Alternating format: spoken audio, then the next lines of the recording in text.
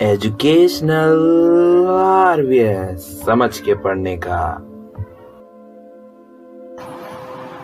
चलो मिलकर इलास्टिसिटी को डिफॉर्म करते हैं।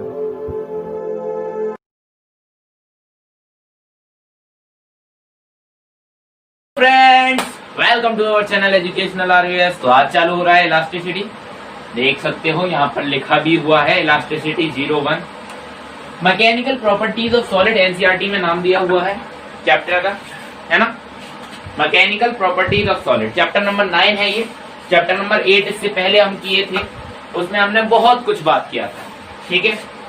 केपलर लॉ नहीं किया था, केपलर लॉ काट दिया है सीबीएसई ने इस बार। तो अगली बार जो ये वीडियो देख रहे हो आप लोग, अगली बार जो ये वीडियो आप देख रहे हो 2022 वालों, मतलब जो 2022 में 11th का एग्जाम देंगे उन लोगों को बता दूं कि केपलर लॉ काट दिया था सीबीएसई ने 2020 के लिए। ये वीडियो मैं 2021 के लिए बना रहा हूँ, ठीक है। तो चलिए चालू करते हैं आज का वीडियो विदाउट कोई टॉकिंग, है ना। टॉकिंग तो बहुत कर लिया हमने, है। चलो तो अभी मैं चालू कर रहा हूँ इस प्यारे से वीडियो। तो चलो चालू करें इलास्टिसिटी। तो चलिए चालू करते हैं elasticity with the introduction of elasticity. Elasticity होता क्या है मेरे भाइयों और बहनों? इलास्टिसिटी क्या होता है? एक मिनट, मुझे बोर्ड को बंद करना पड़ेगा, बोर्ड काला काला हो रहा है, ड्राई हो गया है थोड़ा बोर्ड। तो चलिए आते हैं दोबारा से। तो इलास्टिसिटी होता क्या है यार? अभी तक हम बहुत कुछ पढ़े हैं फिजिक्स के लिए, है ना। फिजिक्स में हम लोग बहुत कुछ पढ़े हैं और उसमें सबसे नॉर्मल सी जो एक बात थी वो थी भाई फोर्स, है ना। एक जस्ट नॉर्मल सा बात था, वो था फोर्स। हमने देखा फोर्स दो तरीके का होता था, सही बात है कि नहीं? दो तरीके का होता था। इंटरमोलिकुलर अट्रैक्शन यानी कोहेसिव फोर्सेस, है ना।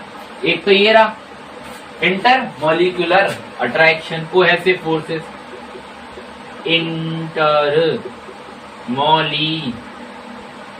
फोर्सेस। दूसरा होता था हमारे पास एक्सटर्नल फोर्स। तो एक बात याद रखना, इलास्टिसिटी इस चैप्टर में हम एक्सटर्नल को बोलेंगे डिफॉर्मिंग फोर्स और इसको कहेंगे हम रिस्टोरिंग फोर्स, ठीक है,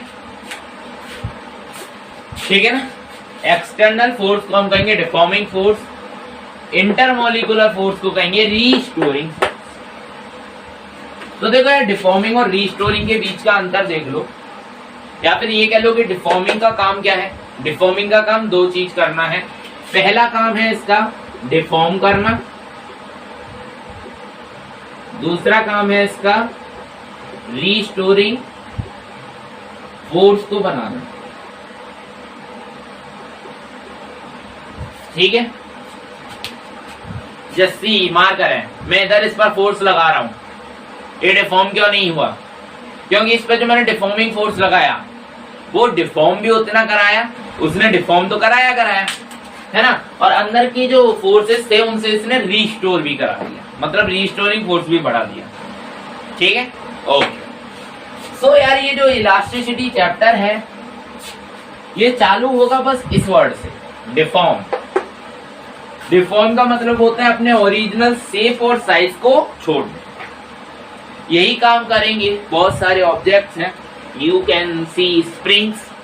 स्प्रिंग को अगर तुम दबाते हो तो वो अपना शेप और साइज चेंज कर लेती है ना। गलत तो नहीं कहा मैं? स्प्रिंग को जब तुम दबाओगे तो स्प्रिंग अपने शेप को और साइज को दोनों को भूल जाएगा, और जब तुम स्प्रिंग पे से फोर्स हटाओगे तो फिर वो अपने रियल शेप और साइज में वापस आ जाएगा। देखिए, स्प्रिंग दबाया, शेप साइज भूला, दोबारा आ गया। सी, स्प्रिंग दबाया, शेप साइज भूला, दोबारा वापस। चलो तो देखो, स्प्रिंग दबाने, स्प्रिंग, अरे वाह, स्प्रिंग जंप भी अच्छा खाता है। स्प्रिंग दबाया तो डिफॉर्म हुआ कुछ फोर्स, तो मैंने लगाया डिफॉर्मिंग फोर्स। ओके ओके, ये है मेरे पास स्प्रिंग, मैंने इधर से इस पर लगाया फोर्स और ये हो गया इतना। शेप साइज चेंज हुआ इसका 100% हुआ। मतलब ये कह सकते हैं हम कि रिस्टोरिंग जो फोर्स था वो थोड़ा सा कम रह गया, है ना। इसे डिफॉर्म करवा दिया। डिफॉर्मेशन जो हमारा डिफॉर्मिंग फोर्स था, या फिर ये कह दो जो एक्सटर्नल फोर्स था उसने डिफॉर्मेशन तो कराया, डिफॉर्मेशन कराया ज्यादा। दूसरी बात जो करता है वो रिस्टोरिंग की, तो उसने रिस्टोरिंग कराया कम। सीधी बात थी। इस बात को रिकॉल करो, जो हम एक्सटर्नल फोर्स लगाते हैं किसी भी ऑब्जेक्ट पर तो वो ऑब्जेक्ट अपना शेप और साइज चेंज कर देता है। जबकि अभी तक हम जो पहले से पढ़ते आ रहे हैं, कितना भी फोर्स लगा रहे थे बट हमने वो चीज नहीं पढ़ी कि वो अपने शेप और साइज को चेंज करना। अब करेगा, अब शेप भी चेंज करेगा, साइज भी चेंज करेगा, ठीक है। तो अब एक नया कंसेप्ट आएगा, बिल्कुल नया निकलेगा। तो ठीक है, चलो चालू करो दोबारा से। ये हमारे पास एक स्प्रिंग था, स्प्रिंग पर मैंने फोर्स लगाया, वो छोटा हो गया। क्या यही इलास्टिसिटी है? नहीं, इलास्टिसिटी ये नहीं होता। तो इलास्टिसिटी का मैं जरा आपको डेफिनेशन बताता हूं। मैंने जब इस पर फोर्स लगाया तो इस पर फोर्स लग ही रहा था, सही बात है कि नहीं।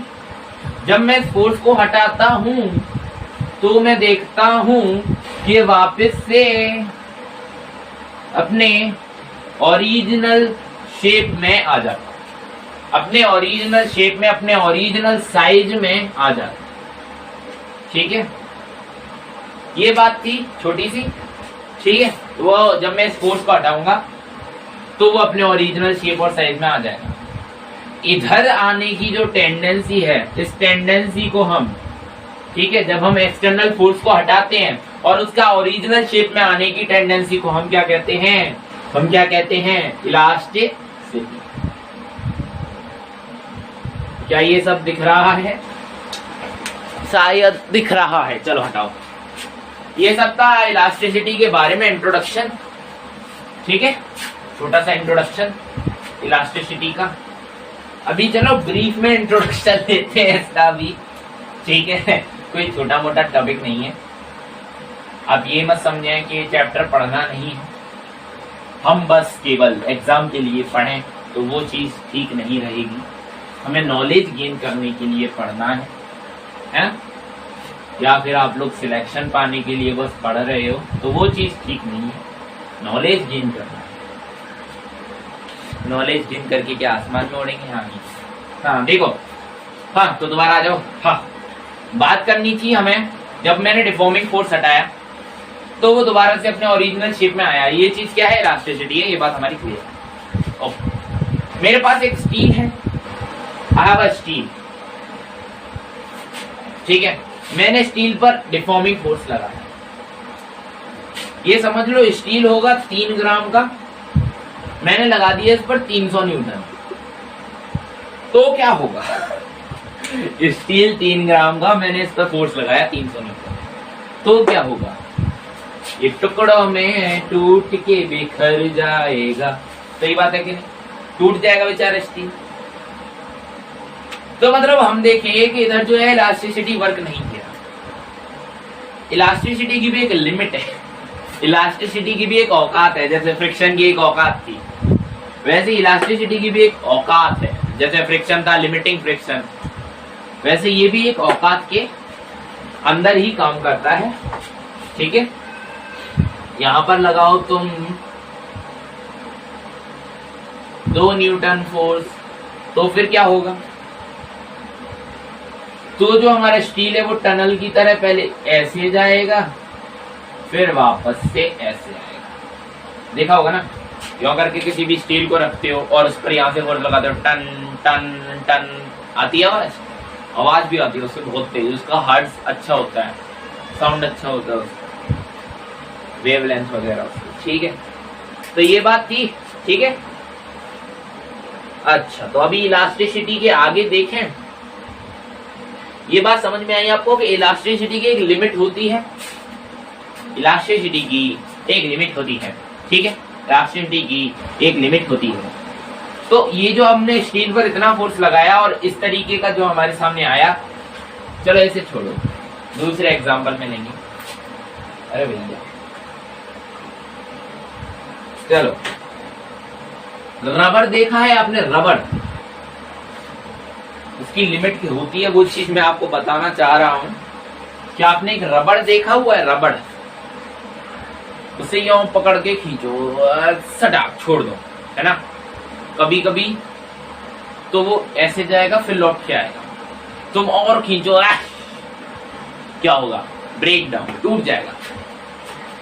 रबड़ फबड़ छोड़ो, स्प्रिंग लिया है, स्प्रिंग को एक तरफ से पकड़ के यूं कंप्रेस की वजह एक्सटेंड करो, उसे एलोंगेट करो, उसे खींचते जाओ, है ना, और एक समय ऐसा आएगा कि वो वापस से जाके ऐसा हो जाएगा। अब तुम उसे कितनी भी कोशिश कर लेना, उसके ओरिजिनल इस शेप में नहीं ला सकते, वो ऐसा हो गया है, अब तुम उसे इस शेप में नहीं ला सकते।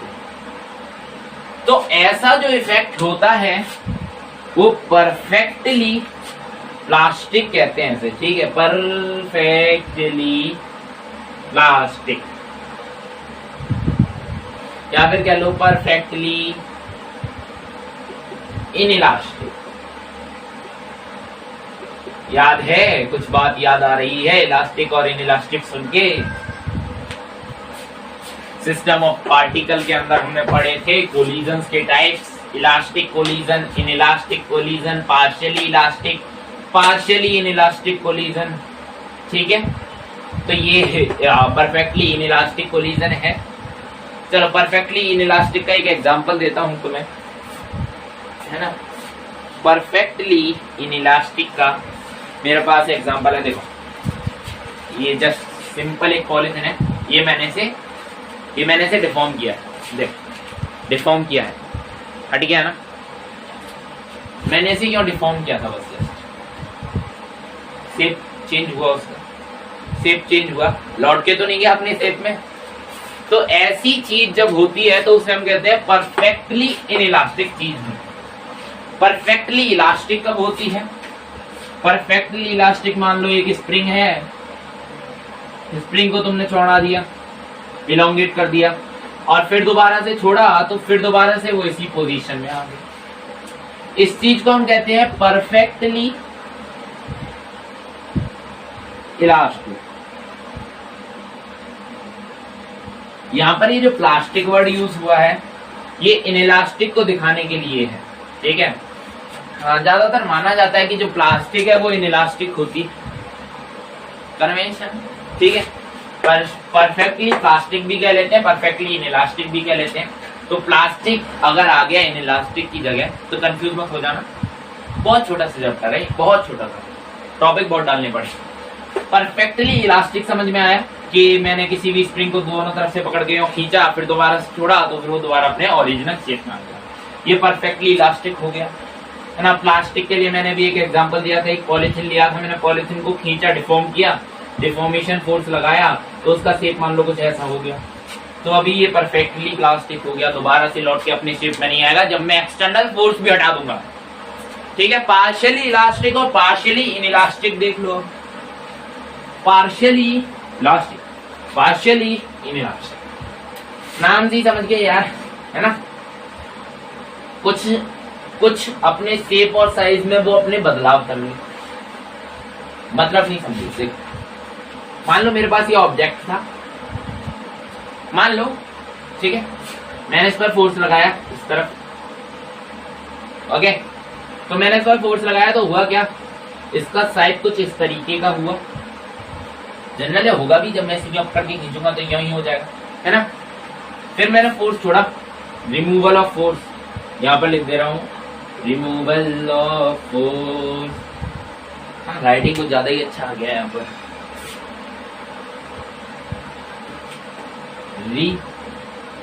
Removal of force.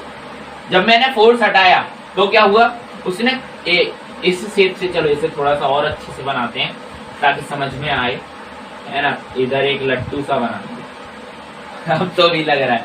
तो जब मैंने इसमें से फोर्स हटाया तो क्या हुआ, इसने इस शेप से अपने आप को कुछ इस शेप में बदल, मतलब ये परफेक्टली इनइलास्टिक तो नहीं रहा, ये उसी शेप में तो रहा नहीं जब हमने फोर्स हटाया। जब हमने फोर्स हटाया तो वो इस शेप में आ गया, इस शेप में आया, इसका मतलब इस शेप में आया, इसका मतलब क्या वो इलास्टिक है, उसने अपना शेप चेंज कर लिया जब हमने फोर्स हटाया। तो इलास्टिक होना चाहिए, नहीं है, क्योंकि इलास्टिक परफेक्टली इलास्टिक की बात कर रहा हूँ, ठीक है। इलास्टिक जब भी आपसे मैं कहूंगा इसका मतलब होगा परफेक्टली इलास्टिक, ठीक है।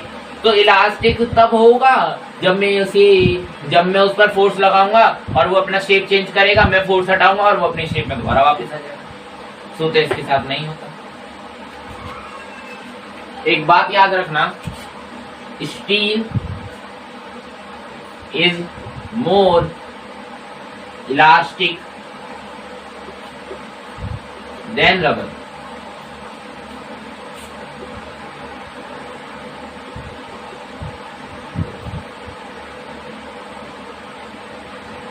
ठीक है, ये एक पॉइंट है, थोड़ा सा स्ट्रेस स्ट्रेन के बारे में इसी वीडियो में देखेंगे उन्हें। तो ये चीज सभी आपको क्लियर है। परफेक्टली इलास्टिक हो गया, परफेक्टली इनइलास्टिक हो गया यानी प्लास्टिक हो गया, और तीसरे पर हमने बात करी partially elastic partially inelastic. Okay, तो ये तो था छोटा सा इंट्रोडक्शन। मे बी इसमें से आपको थ्योरेटिकल क्वेश्चन बन जाए। ओके, थ्योरेटिकल ही बनेगा, कोई ऐसा हाई लेवल का क्वेश्चन नहीं बनेगा। ओके, नाउ स्ट्रेस क्या होता है? तनाव, जो कि 10th और 12th वाले अच्छे से झेलते हैं। ये बात नहीं कर रहा तुम लोग नहीं झेलते, तुम भी खुद झेलते हो। कौन, किसने कह दिया तुम लोग नहीं झेलते? सभी झेलते हैं स्ट्रेस, तनाव। तो स्ट्रेस होता क्या है?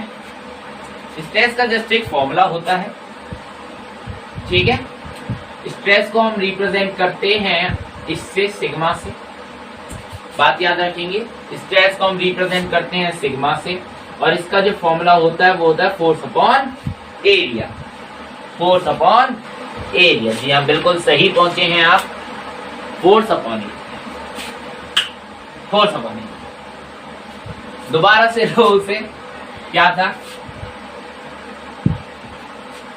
Steel rubber, steel rubber. Area कितना है? एरिया कितना है? ज्यादा है। रबर का एरिया कितना है भैया? कम है मेरा थोड़ा सा, है? रबर का एरिया थोड़ा सा कम है, इसीलिए इसका जो है वो स्ट्रेस ज्यादा होगा। पहले आगे की बता दे रहा हूं, जो मॉड्यूलस होता है, मॉड्यूलस होता है इलास्टिसिटी का।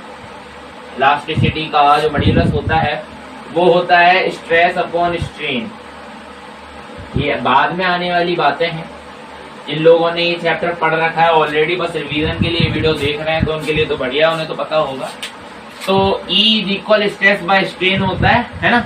और इधर हमारे पास स्ट्रेस ज्यादा है, बोलो सही है, स्ट्रेस ज्यादा है, इधर स्ट्रेस कम है। तो इसका कम होगा नहीं होगा मॉड्यूलस? कम होगा, इसका ज्यादा होगा। तो ये बात प्रूव हो गई, हाँ, ये अप्रूव्ड है कि इलास्टिसिटी किसकी ज्यादा होगी, इलास्टिसिटी किसकी ज्यादा होगी, स्टील की या रबर? स्टील। ओके, लौटो दोबारा से टॉपिक पर। ये कितना होता है? Sigma, sigma is equal F by. बहुत ही अच्छी सी बात है, sigma is equal F by, कोई दिक्कत नहीं है हमें। बट याद रखना एफ होता है रीस्टोरिंग फोर्स। फसाया, बड़ी तरह। हम ज्यादातर स्टडी करते हैं इक्विलिब्रियम के बारे में, है ना। हम ज्यादातर केस स्टडी इक्विलिब्रियम में करते हैं, ज्यादा नहीं तो एक उसमें कर लेते हैं ना। इक्विलिब्रियम में स्टडी करते हैं, और ज्यादातर इसकी तो इक्विलिब्रियम में करते ही हैं, क्योंकि इसमें तो हमें उसे नहीं चलाना। और ये मेरा बोर्ड होगा, ये मेरा बोर्ड होगा। इस सीन को मुझे काटना है, इस सीन को मुझे उड़ाना होगा, काटना होगा। तो एक साइड से टिका हुआ है ना, इसलिए भाग रहा है। चलो कोई नहीं, थोड़ा सा और दे देता हूँ, सपोर्ट जा। हाँ ठीक है, देखो इक्विलिब्रियम में हम जनरल स्टडी करते हैं, इक्विलिब्रियम में हम जनरल स्टडी करते हैं। तो इक्विलिब्रियम में क्या होता है, जो फोर्स ऑफ रिस्टोरिंग होती है, अरे भाई फोर्स ऑफ रिस्टोरिंग जो होती है ये बराबर होती है किसके, फोर्स ऑफ हाँ एक्सटर्नल, मुझे बताइए एक्सटर्नल फोर्स के बराबर होता है। तो इसे हम इक्विलिब्रियम के केस में external force divide by area भी कह सकते हैं, जिसको हम deforming force divide by area, that is all.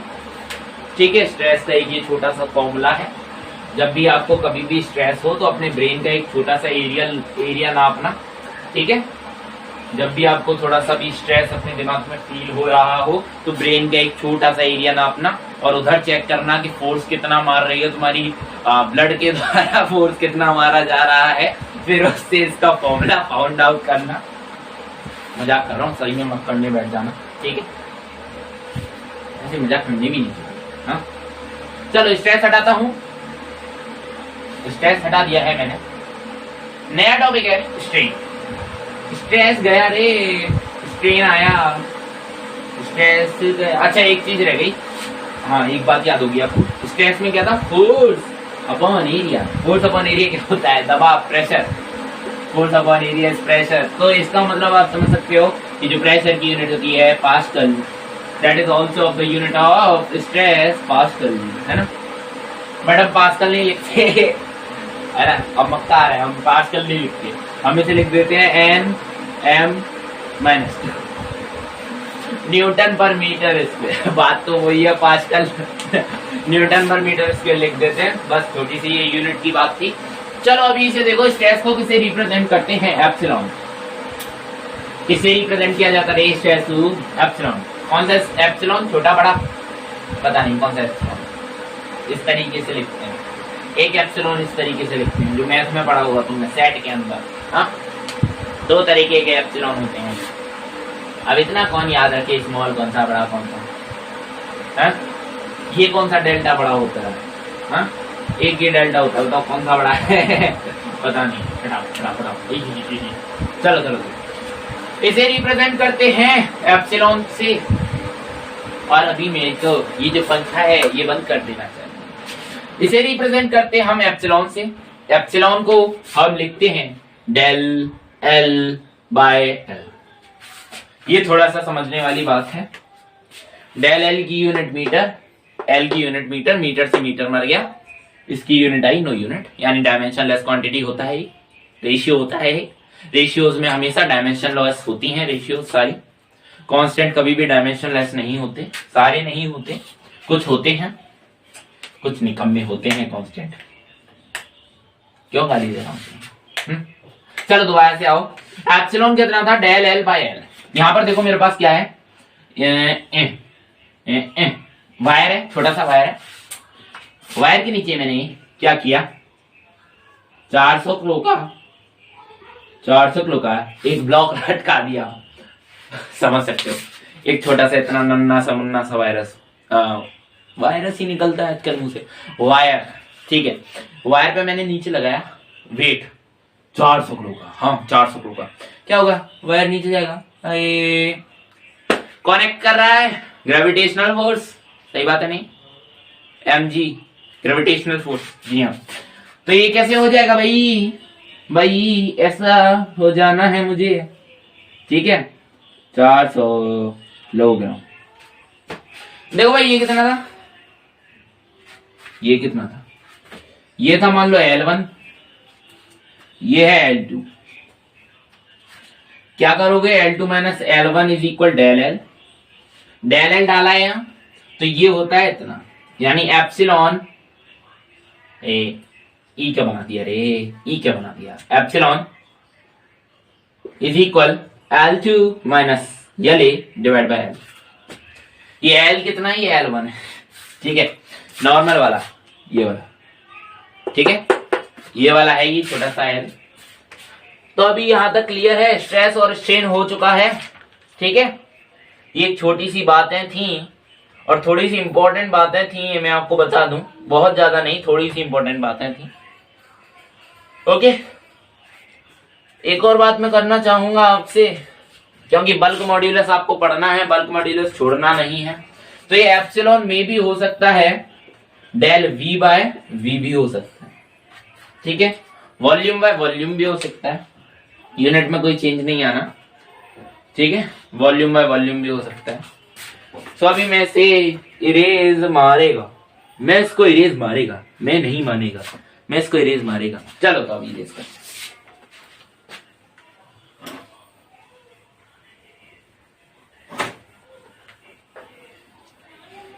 चलो तो अभी बात करेंगे हुक्के का लॉ। हुक्का नहीं पिया था उसने, नाम है उसका हुक्के। हुक्के लॉ। बात करूं मैं इलास्टिसिटी की, इलास्टिसिटी कितनी है किसी ऑब्जेक्ट की हम फाइंड आउट नहीं कर सकते हैं।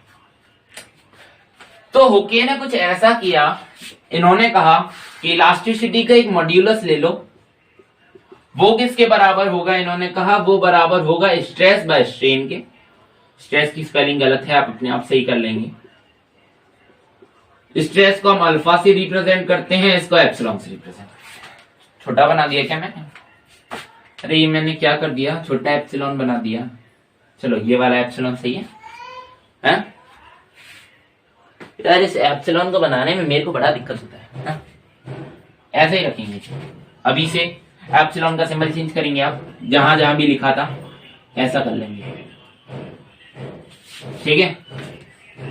एप्सिलॉन का सिंबल थोड़ा सा चेंज करेंगे, वैसे ऐसे बना है तो भी कोई दिक्कत नहीं है, एप्सिलॉन एप्सिलॉन है, ओके। सिंबल की इतनी कोई बड़ी बात नहीं है।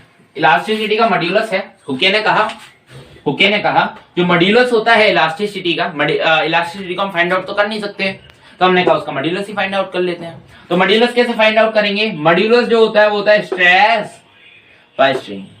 Stress is represented by alpha and this by epsilon. Clear? आगे चलें। यार मैं सोच रहा था पंखा ना चलाना पड़े, फैन ना चलाना पड़े, बट वो नहीं मानेगा। तो जी हाँ, हेडिंग डल रही है यंग्स मॉड्यूलस ऑफ इलास्टिसिटी, ठीक है। अभी वो जो मैंने बात करी थी मॉड्यूलस ई, इसको हमने क्लासिफाई किया, पहला यंग मॉड्यूलस, दूसरा बल्क मॉड्यूलस, तीसरा शियर मॉड्यूलस।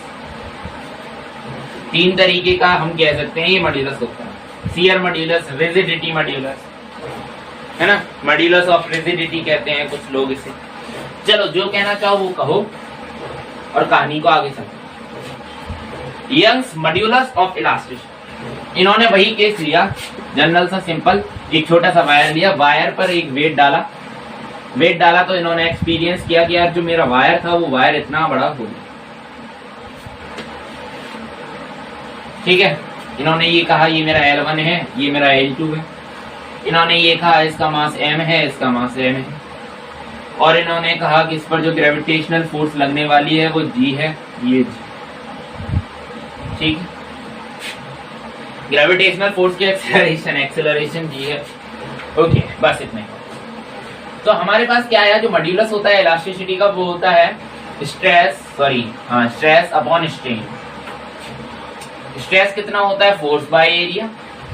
स्ट्रेन कितना होता है, डेल एल बाय एल। इस केस में एल आएगा जी, तो ये कितना हो गया, फोर्स बाय एरिया इनटू में एल ऊपर जाएगा, सही है ना, एल ऊपर जाएगा, डेल एल नीचे। क्लियर? एल ऊपर जाएगा, डेल एल नीचे। तो इन्होंने कहा जो इसका फॉर्मूला है, फाइनल फॉर्मूला, वो होता है ए डेल, ठीक है। ये है यंग्स मॉड्यूलस, ये है भाई जवान जी का मॉड्यूलस, यंग जी का मॉड्यूलस, बहुत ही बढ़िया सा मॉड्यूलस है। यंग जी का, कोई जंग नहीं है, यंग है अभी वो, अभी तो परलोक में है शायद, हाँ अभी तो परलोक में है। तो यंग जी का एक मॉड्यूलस था, बड़ा प्यार से मॉड्यूलस था। फॉर्मूला आपको याद रहना चाहिए अगर आप रखना चाहें तो, हर एक फॉर्मूले में यही है, तो मैं डेरिवेशन याद रहता है तो अच्छा है, ठीक है। F L divide by A del L. ए थोड़ा शांति से, ए भाई शांति से, किससे बात कर रहा हूँ, चलो इसे इरेज कर रहा हूं मैं। ये कितना है, y कितना है, F L divide by A del L. Okay, बोलो फोर्स कितना है इस केस में? इस केस में बात कर रहा हूं मैं, इस केस में, हर केस की बात नहीं कर रहा, इस केस में बात कर रहा हूं। इस केस में फोर्स है मेरे पास mgh, कितना, mgh l by a del l। ये कितना हुआ, फोर्स क्या डालना है, वाई वाई, ठीक है। Young's modulus of elasticity. Video के हो चुके हैं 20 से 30 मिनट। देख के नहीं बोला मैं नहीं बोला देख। चलो बल्क मॉड्यूलस, ये भी बड़ा प्यारा सा और बड़ा छोटा सा मॉड्यूलस है, ठीक है। बहुत बहुत बहुत अच्छा मॉड्यूलस। इस तरफ मारो तो वो उस तरफ से, बताओ ये कौन सा है? चलो देखो, बल्क मॉड्यूलस, बल्क मॉड्यूलस, आगे का आप लिख सकते हैं इलास्टिसिटी ऑफ इलास्टिसिटी। इसे रिप्रेजेंट करते हैं बी से। पिछला जो जवान जी का मॉड्यूलस था वो बड़ा ही अच्छा मॉड्यूलस था, याद होगा आपको, है ना, याद कर लिया होगा। कितना था वो, याद रखें, F A divide by F L divide by A del. Okay, bulk G का मॉड्यूलस है। इन्होंने कुछ नहीं किया, इन्होंने लिया एक छोटा सा सॉलिड लिया इस तरीके का। इन्होंने क्या किया, इसे कंप्रेस कराया, चारों तरफ से फोर्स लगाया और कंप्रेस करा के इसका वॉल्यूम हटा दिया। इन्होंने कहा ये 3D सॉलिड है, इसका वॉल्यूम जो है 3D का वो थोड़ा सा कम हो गया, मान लिया कम हो गया, ज्यादा हुआ कम हुआ, ये बात कोई कहने की नहीं, ठीक है। चलो इसे मैं V2 लेता हूँ, इसका जो वॉल्यूम है इसका वॉल्यूम में लेता हूँ V1। इस बल्क मॉड्यूलस को वॉल्यूम मॉड्यूलस भी कहते हैं, V2 minus V1। Okay, V2 minus del, तो अभी क्या होगा, इधर आएगा F V divide by A del V। सही है, कोई दिक्कत नहीं है, F V divide by A del V, सीधी सीधी बात। हाँ, F V divide by A del, मतलब फोर्स अपॉन एरिया कितना। आगे जब आप फ्लूइड पढ़ोगे आगे जब आप फ्लूइड पढ़ोगे, थर्मोडी पढ़ोगे, सॉलिड तो अभी पूरा कर रहे हो, लास्ट है ही सॉलिड का, ठीक है। उधर जब आप पढ़ोगे तो आपको प्रेशर का बहुत महत्व है। फोर्स बाय एरिया होता है वहां पर pressure volume divide by del. ये है बल्क मॉड्यूलस, याद रखें, ठीक है। ये वाला जो मॉड्यूलस है ज्यादातर लिक्विड्स पर फॉलो होता है, ज्यादातर गैसेस पर फॉलो होता है, ठीक है। ज्यादातर लिक्विड पर फॉलो होगा, ज्यादातर गैसेस पर फॉलो होगा। बल्क का मॉड्यूलस खत्म हुआ, आज के वीडियो का आधा काम खत्म हुआ, ठीक है। आधा उद्देश्य हमारा अब खत्म हो चुका है। अगला उद्देश्य जो है वो बहुत बहुत बहुत कठिन उद्देश्य है, और इसलिए उसका मैं ज्यादा डीप में नहीं ले जाऊंगा, उसके सवाल भी नहीं बनते ज्यादा, ठीक है। वो है shear modulus, modulus of rigidity, shear modulus, ठीक है। क्या कहा इन्होंने, एक छोटा सा मैंने सॉलिड लिया, क्यूबिकल बॉक्स लिया, सॉलिड छोड़ो, क्यूबिकल बॉक्स लिया मैंने, इस पर मैंने क्या किया, इधर से फोर्स लगाया, बात समझना, इधर से फोर्स लगाया तो ये कैसा हो गया, इस तरीके का मुड़ गया। कंडीशन भी है इसमें कुछ, वो कंडीशन ये है कि जो ए बी साइड है ये फिक्स होनी चाहिए। हाँ हाँ हाँ हाँ हाँ, ए बी साइड फिक्स होनी चाहिए। तो देखो ये कितना है, ये थीटा है मैंने माना, तो एक बात याद रखना, प्रूव नहीं कर रहा उसे मैं, टेन थीटा जो होता है इसका वो थीटा के बराबर है, ठीक है। इसका जो टेन थीटा होता है वो थीटा के बराबर होता है, और टेन थीटा को ही ये स्ट्रेस भी मानता है। टेन थीटा को ये स्ट्रेस भी मानता है, हैं? Stress, sorry, big mistake, stress की जगह स्ट्रेन डाल लो, स्ट्रेस और स्ट्रेन में कंफ्यूज हो जाते हैं।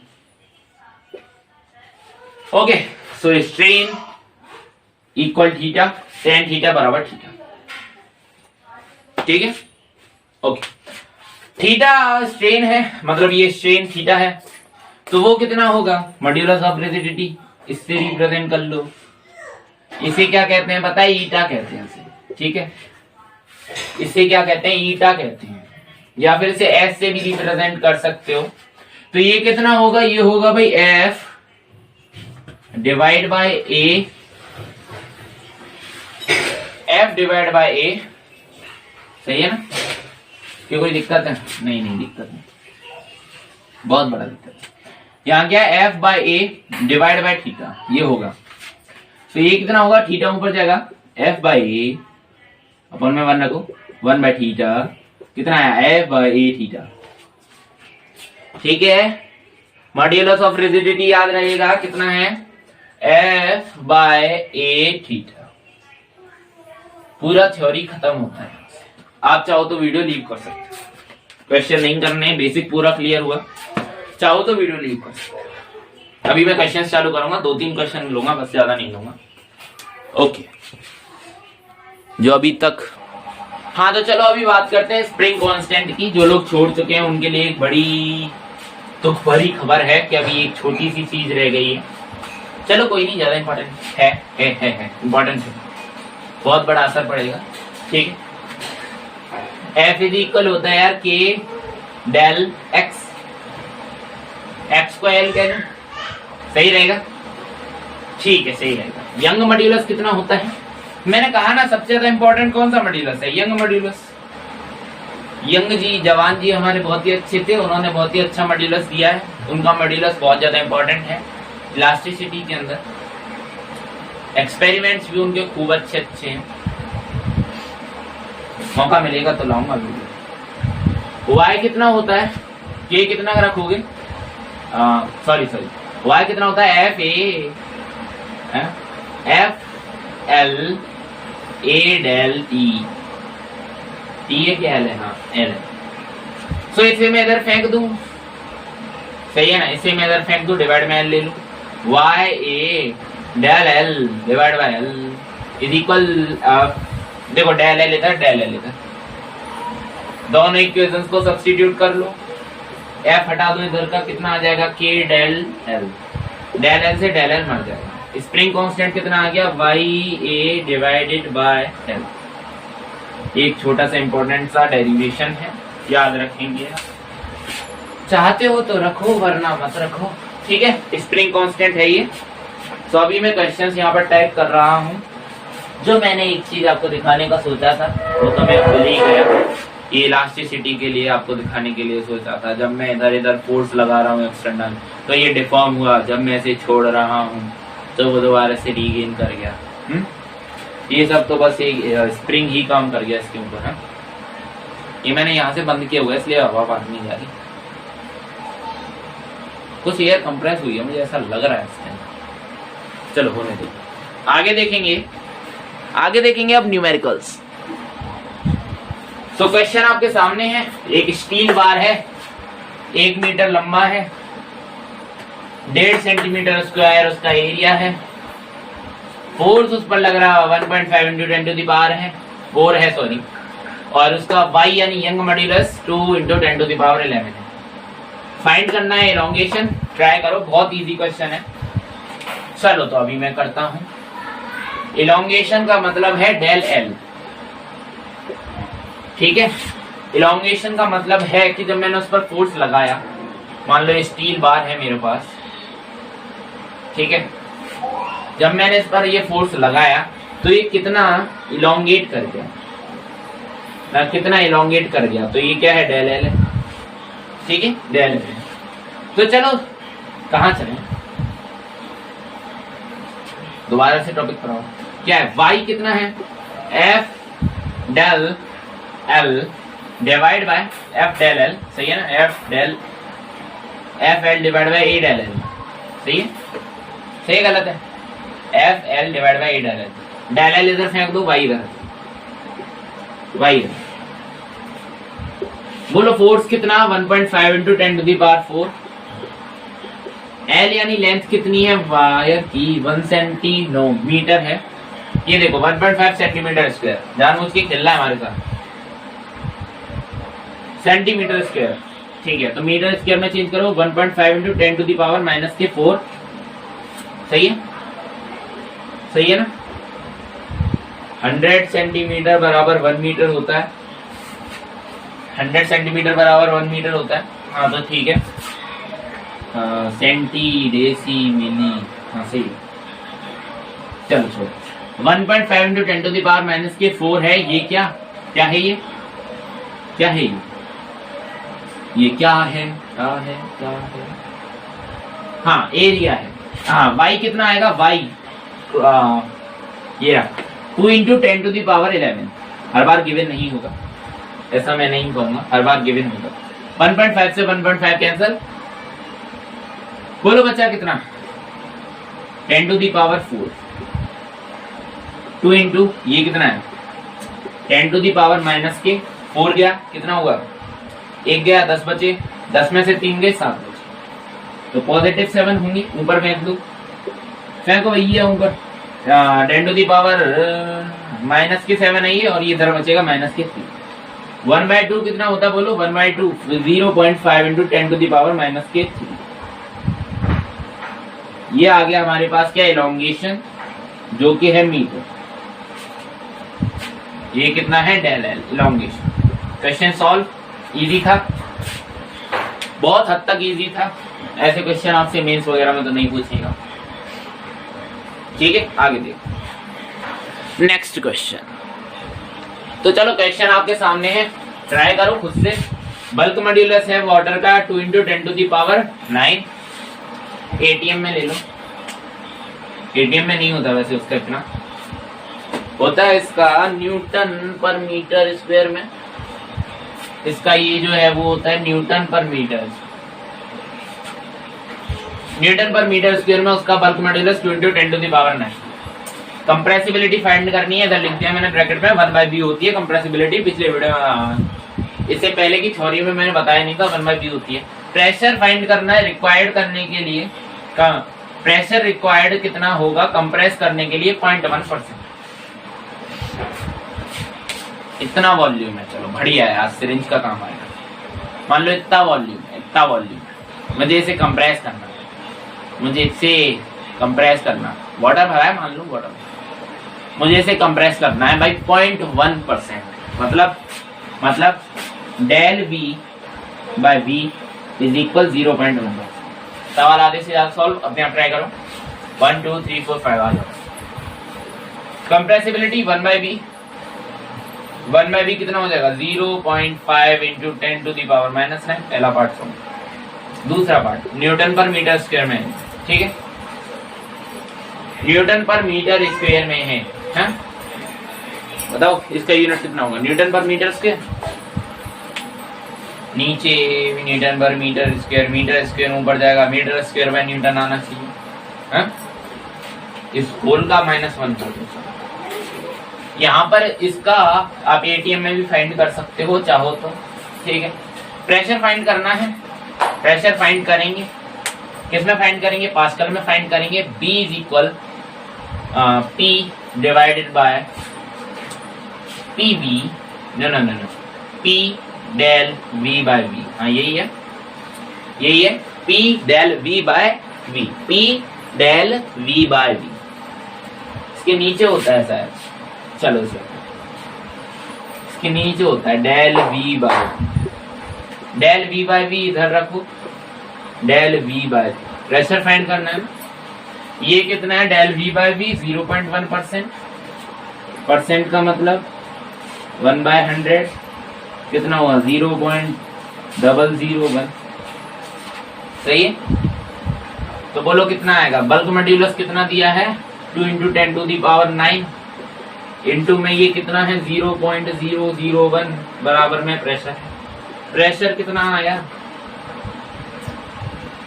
बोलो भाई प्रेशर कितना आया, 2 into 10 to the power 9 into 1 into 1 2 3 10 to the power -3।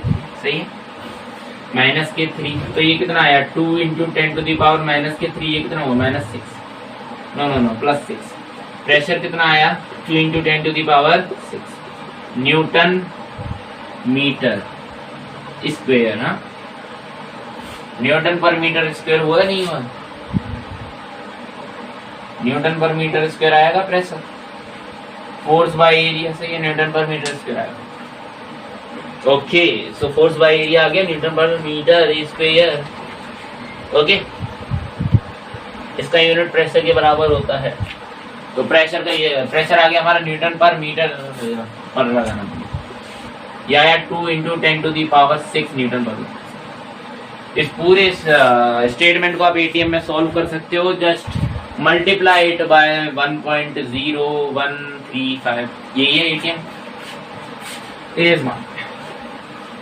Next question, एक और लेंगे, लास्ट है। तो आई थिंक आप क्वेश्चन देख पा रहे हो, बहुत ही सिंपल सा क्वेश्चन है। क्या है कि दो वायर हैं, ए और बी। पहले का यंग मॉड्यूलस y है, दूसरे का 2y है। कौन सा ज्यादा एलोंगेट होगा, यानी कि कौन सा ज्यादा लंबा होगा? ठीक है, ए होगा बी होगा, दोनों सेम होंगे। हमने माना है कि दोनों एक ही डायमेंशन में है, मतलब ये समझ लो y और डेल l के बीच में हमें फाइंड करना है। ओके, तो देखो y कितना होता है, y = f(l)/a del, मतलब y is inversely proportional to 1/del। सही है ना? अब कर लो, कोई दिक्कत नहीं है ना। चलो, तो अगर y बढ़ेगा तो 1/del del l घटेगा। हाँ, यानी ये कह लूं मैं 1/del l घटेगा, ऐसे ही कहने का क्या होगा, del l जो है वो घटेगा, del l घटेगा तो b वाले का कम होगा del l, a वाले का ज्यादा होगा del l। तो ये सही है, ठीक है। तो अभी एक लास्ट और फाइनल क्वेश्चन लेंगे हम, वीडियो में ज्यादा आगे ना बढ़ते हुए। एक सिंपल सा क्वेश्चन लेंगे, find the dimensions of stress, strain and modulus of elasticity. Note down कर सकते हैं अगर आप चाहो तो। Find the dimension of stress, strain and modulus of elasticity. Stress का डायमेंशन कितना होता है? स्ट्रेस का dimension force by area. Force का कितना होता है? न्यूटन, उसका यूनिट होता है न्यूटन, और उससे हम कहते हैं MLT-2। फोर्स इतना कहते हैं ना, MLT-2। Force upon area, area मतलब L2 - 2। ठीक है, ये स्ट्रेस का हो गया। स्ट्रेन 0 है, डायमेंशन लेस है, 0 है। तो मॉड्यूलस कितना होगा? यंग मॉड्यूलस ले लो, कोई सा भी मॉड्यूलस ले लो, वो कितना होगा? इसके बराबर आ जाएगा, क्योंकि वो इन दोनों के नीचे का होता है ना। बस ये था। तो ये था हमारा पूरा वीडियो, शुरुआत से लेके इलास्टिसिटी का कंसेप्चुअल डिस्कशन हमने यहाँ पर चालू किया। शुरुआत किया इंट्रोडक्शन से लेके, है ना, मॉड्यूलस के बारे में बात किया, कुछ मॉड्यूलस बात की, स्ट्रेस स्ट्रेन किया। तो thanks for watching this video. I think आपको इसमें तो कुछ पता तो चला ही होगा, नई चीज। ओके, सो मिलेंगे अगले वीडियो में। अगले वीडियो में इससे भी अच्छे तरीके से हम बात करेंगे इसके अगले वीडियो के बारे में। ठीक है, ठीक है। बहुत सारे लोग इस वीडियो, इस कंसेप्ट को छोड़ गए होंगे, इस चैप्टर को भी छोड़ जाते हैं, छोटा है ना इसलिए, है ना। एक बात चाहता हूँ लास्ट में जाते हैं, जिंदगी के सारे सुख एक तरफ और चैप्टर 2 पन्ने का होना एक तरफ, है ना। तो थैंक्स फॉर वॉचिंग दिस। मिलेंगे अगले वीडियो में, अगला वीडियो भी इससे दमदार होने वाला है। थैंक्स फॉर वॉचिंग दिस, मिलेंगे अगले वीडियो में। Very very thank you, bye bye.